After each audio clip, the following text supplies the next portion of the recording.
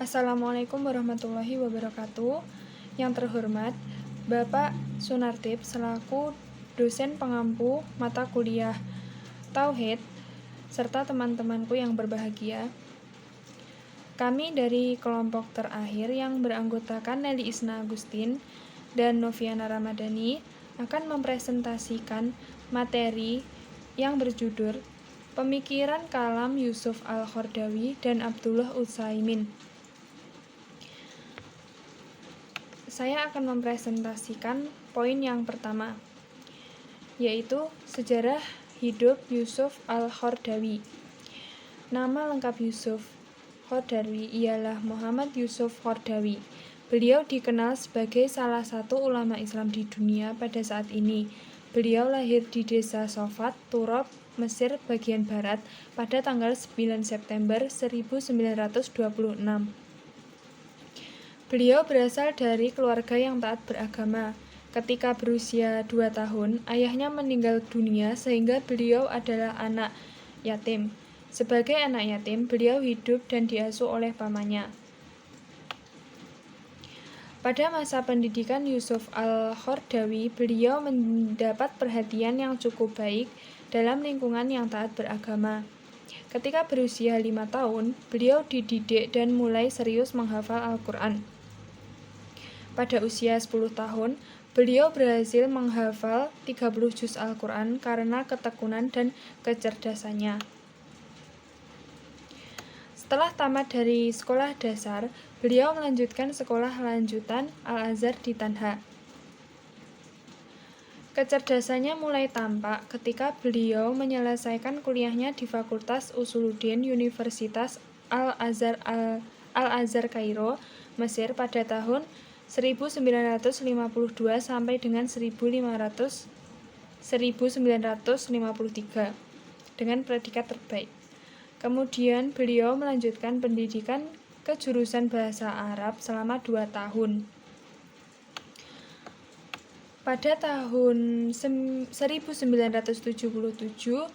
Yusuf Al-Qaradawi ditempatkan sebagai Ketua Fakultas Syariah dan Studi Islam di Universitas Qatar serta menjadi dekan. Pada tahun yang sama, beliau mendirikan Pusat Penyelidikan Sirah dan Sunnah. Sebagai warga negara Qatar dan ulama kontemporer, Yusuf Al-Qaradawi sangat bersahaja dalam usaha mencerdaskan bangsanya melalui berbagai aktivitas di bidang pendidikan baik formal maupun non-formal. Selanjutnya, pemikiran kalam Yusuf Al-Qaradawi. Pemikiran kalam Yusuf Qaradawi dalam bidang keagamaan dan politik banyak diwarnai oleh pemikiran Syekh Hasan Al-Banna. Beliau sangat mengagumi Syekh Hasan Al-Banna dan banyak menyerap pemikirannya. Yusuf Al-Qaradawi mengemukakan bahwa pengetahuan Islam harus tetap berkembang. Pengetahuan Islam haruslah disesuaikan dengan perkembangan saat ini. Dengan merumuskan suatu metode ijtihad baru, Yusuf Al-Qaradawi mengemukakan bahwa ijtihad yang diperlukan untuk masa kini ada 2 macam. Yang pertama, ijtihad intiqai, dan yang kedua ijtihad insyai. Ijtihad intiqai yaitu memilih satu pendapat dari beberapa pendapat yang terkuat yang terdapat pada fikih Islam yang penuh dengan fatwa dan hukum. Sedangkan yang kedua yaitu ijtihad insyai atau ijtihad kreatif, yaitu pengambilan konklusi hukum baru dari suatu persoalan di mana persoalan tersebut belum dikemukakan oleh ulama-ulama terdahulu, baik itu mengenai persoalan lama maupun persoalan baru. Dapat disimpulkan bahwa Yusuf Qaradawi merupakan salah seorang tokoh umat Islam yang sangat terkenal di zaman sekarang ini dalam bidang pengetahuan, pemikiran, pendidikan, dan jihad. Kontribusinya sangat dirasakan di seluruh belahan dunia. Pengabdiannya pada Islam tidak hanya sebatas pada satu bidang saja, melainkan aktivitas beliau sangat beragam dan sangat luas serta melebur pada banyak bidang dan sisi. Selanjutnya akan dipresentasikan oleh Nelly Isna Agustin. Baik, saya akan melanjutkan materi dari Mbak Noviana. Di sini saya akan menjelaskan 2 poin, yaitu sejarah hidup Abdullah Utsaimin dan pemikiran kalam dari Abdullah Utsaimin itu sendiri. Yang pertama, sejarah hidup Abdullah Utsaimin. Abdullah Utsaimin itu sendiri mempunyai nama Abu Abdillah Muhammad bin Shaleh bin Muhammad bin Utsaimin At-Tamimi An-Najdi. Beliau lebih dikenal dengan nama Syekh Ibnu Utsaimin atau Syekh Utsaimin.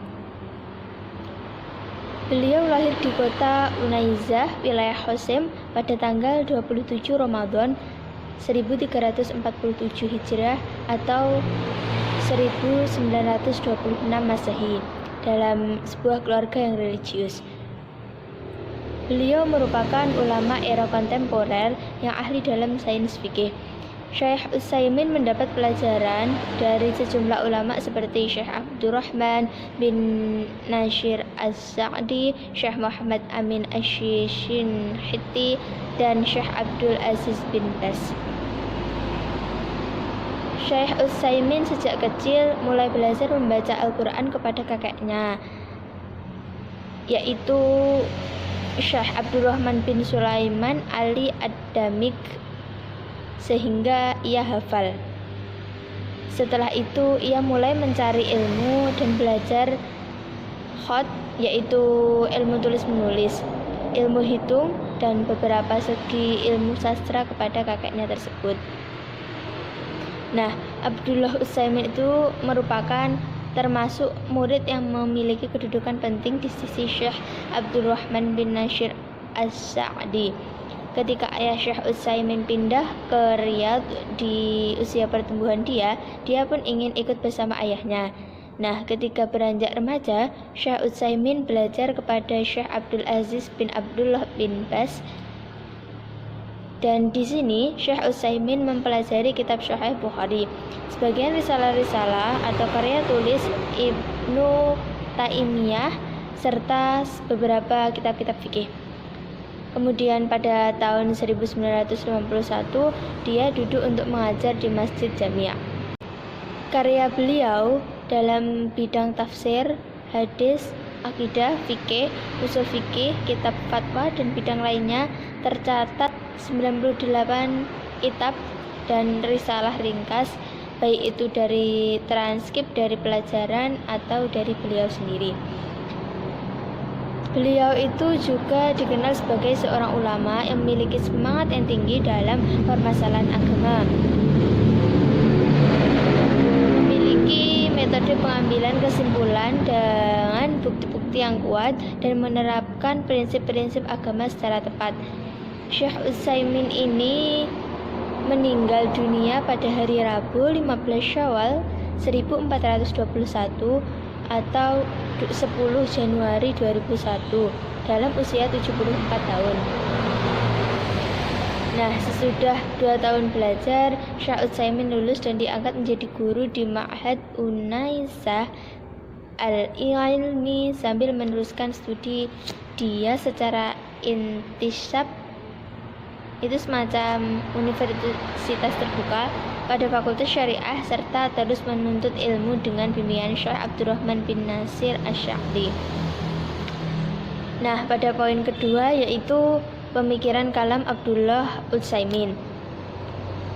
Pemikiran Abdullah Utsaimin ini sangatlah berpengaruh dalam pemikiran. Begitu pula dengan muridnya Ibnu Qayyim. Dalam dakwah yang dilakukan Muhammad bin Abdul Wahhab pada abad ke-12 Hijrah merupakan perpanjangan tangan dari dakwah Syekh Ibnu Taimiyah yang muncul pada 2 abad, yaitu pada abad 7 dan 8 Hijrah. Nah, hal ini sesuai dengan pengakuan para pengikutnya, diantaranya yang disebutkan oleh cucunya sendiri, Abdurrahman bin Abdul Latif Al-Syah, dan oleh para ulama-ulama Najd. Nah, di antara dasar-dasar pemikiran Ibnu Taimiyah yang mempengaruhi pemikiran Muhammad bin Abdul Wahhab adalah sebagai berikut, yaitu yang pertama, berpegang kepada Al-Quran dan Sunnah sebagai sumber Pertama, syariat. Yang kedua, menyeru untuk menyempurnakan pemahaman tauhid dan menuntut orang muslimin untuk kembali seperti orang-orang muslim pada masa awal Islam. Yang ketiga, berpegang teguh kepada manhaj salaf soleh dan para imam mujtahid. Yang keempat, meninggalkan fanatisme serta berdakwah untuk mengikuti kebenaran sesuai dalil. Terus yang kelima, menetapkan bagi Allah dalam perkara asma dan sifat sesuai dengan Allah, tetapkan serta menafikan apa yang Allah nafikan. Dan yang keenam, yang terakhir, yaitu membasmi bid'ah dan kufrafat yang tersebar pada waktu itu karena kebodohan dan keterbelakangan. Sekian presentasi dari kami. Apabila ada kurang lebihnya, kami mohon maaf yang sebesar-besarnya. Wabillahi taufiq waridayah waridwa inayah. Wassalamualaikum warahmatullahi wabarakatuh. Terima kasih.